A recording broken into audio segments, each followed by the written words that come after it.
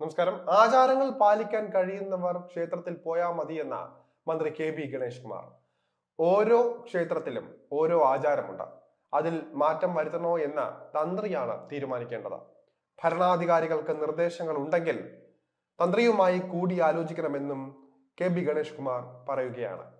ക്ഷേത്ര ദർശനവുമായി ബന്ധപ്പെട്ട മുഖ്യമന്ത്രി പിണറായി വിജയൻ നടത്തിയ പരാമർശങ്ങളെ തള്ളിക്കൊണ്ടാണ് ഗണേഷ് കുമാറിന്റെ ഈ ഒരു പ്രതികരണം.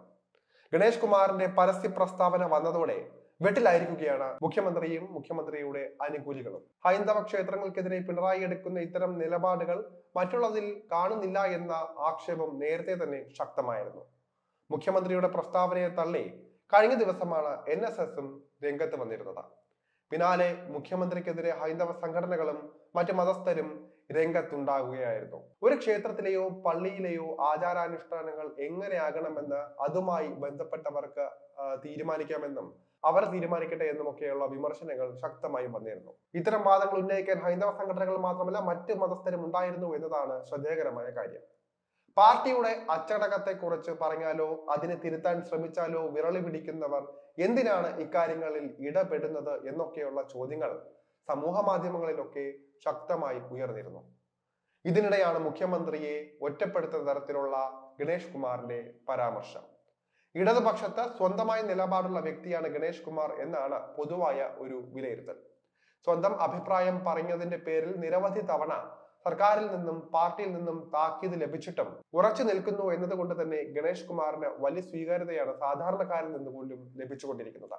ശിവഗിരി തീർത്ഥാടനത്തിന്റെ ഭാഗമായുള്ള സമ്മേളനം ഉദ്ഘാടനം ചെയ്ത് സംസാരിക്കുമ്പോഴാണ് മുഖ്യമന്ത്രിയുടെ ഈ ഒരു വിവാദ പരാമർശം ഉണ്ടായത്.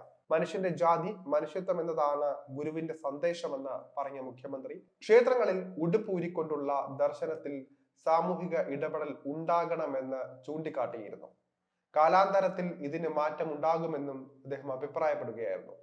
സനാതന ധർമ്മത്തിന്റെ വക്താവായി ഗുരുവിനെ സ്ഥാപിക്കാൻ ശ്രമം നടത്തുകയാണ്. എന്നാൽ സനാതന ധർമ്മത്തെ ഉടച്ചു വാർത്തയാളാണ് ഗുരുവെന്നും മുഖ്യമന്ത്രി പറഞ്ഞിട്ടുണ്ട്.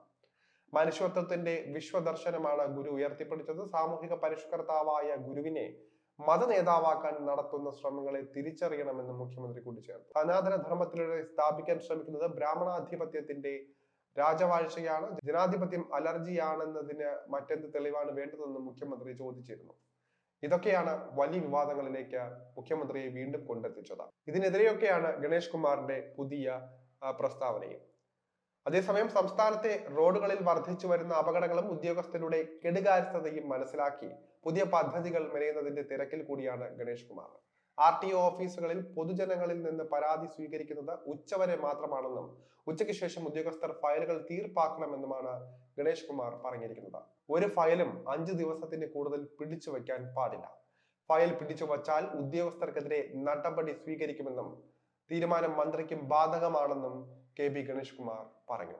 എന്തായാലും പുതിയ നിലപാടുകളോടെ ഇപ്പോൾ ഗണേഷ് കുമാറിന് വീണ്ടും സമൂഹ മാധ്യമങ്ങളിൽ നിന്നടക്കം കയ്യടികൾ ലഭിച്ചുകൊണ്ടിരിക്കുകയാണ്.